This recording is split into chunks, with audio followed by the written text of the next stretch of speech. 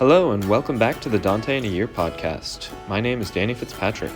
Today we continue with Dante's Paradiso, Canto 2.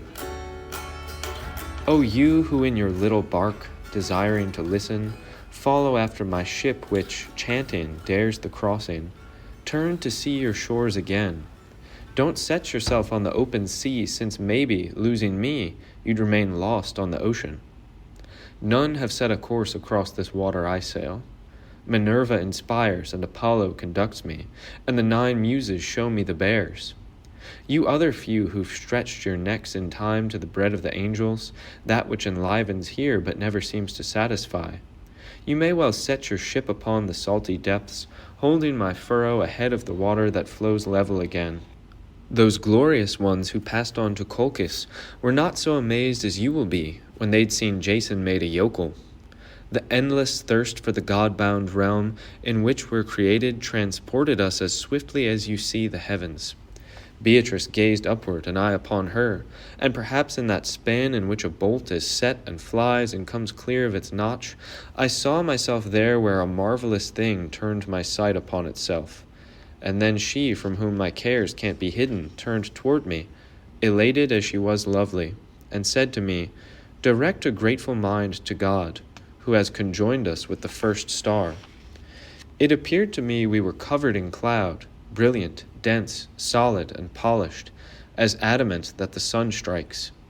The eternal pearl received us within itself, as water receives a ray of light and remains united.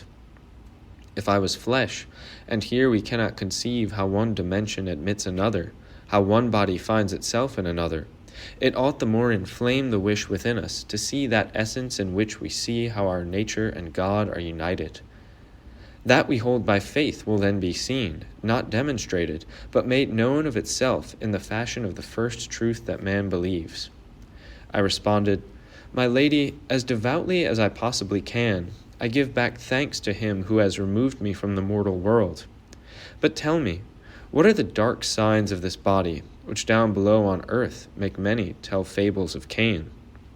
She smiled a bit, and then she said, "If the opinion of mortals errs where the key of sense cannot turn in the lock, surely now amazement's shaft shouldn't pierce you, since you've seen how reason, following the senses, has short wings.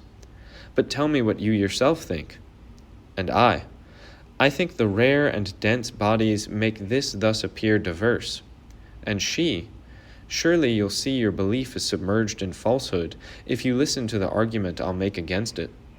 The 8th sphere shows you many lights, in which we might note several shades of color and brightness. If rare and dense had made it thus, one power alone would be in all, more or less distributed throughout. Several powers must be the fruits of formal principles, and these, but for one, would be destroyed, following your reasoning. Then, too, if the rare were the cause of that darkness you now question, either this planet would hunger for its matter in places, or, just as the fat and the lean are divided in a body, so this would change pages in its volume.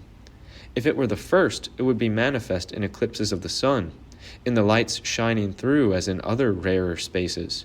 This is not so. Thus we look to the other, and if I dispose of this case as the first, let your opinion be proven false. If this that's rare does not pass through, there must be an end at which its contrary wouldn't let it pass on, and there the other ray would be cast back, just as color turns back at the glass behind which lead lies hidden. Now you will say that it shows dark there more than in the other parts because the ray is reflected there from farther back. Experience may deliver you from this instance, if you ever attempt it, that principal font for the river of your arts. Take 3 mirrors, and put 2 at an equal remove from you, and let the other, more removed, return to your eyes between those first.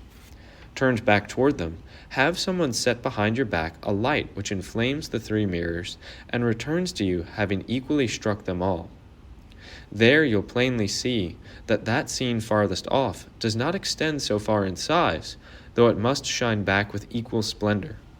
Now, as at the striking of the sun's rays the substance of the snow remains, naked of its color and its former cold, so I would inform that intellect that remains to you with light so vivid that you will tremble at its aspect.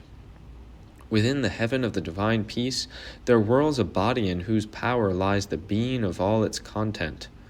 The following heaven, which holds so many sights, parts that being into several essences, drawn out from itself and contained within itself. The other spheres, by several differences, dispose of those distinctions they hold within themselves for their ends and their sources. These organs of the world come thus, as you now see, gradually, taking from above and informing that below. Watch well now how I go thus down this way to the truth that you desire, so that you might then know how to take the ford alone. The motion and the power of the sacred gyres, as the act of the hammer by the smith, must be inspired by the blessed movers. And the heaven, made lovely by such lights, takes its image from the profound mind that turns it and makes itself its stamp. And as the soul within your dust resolves itself among the different members and conforms to their several potencies, so the intelligence spreads its bounty, multiplied among the stars, whirling itself over all in its oneness. Several powers bind themselves severally with the precious bodies that they enliven, binding with them as life binds itself to you. By the elated nature of which it's derived, the mixed power enlivens the light body as joy enlivens the pupil. From this it comes that light seems different from light, not from dense and rare. This is the formal principle that produces, conforming to its goodness, the turbid and the clear. Thanks for joining me for this episode of the Dante in a Year podcast. See you next time for Dante's Paradiso, Canto 3.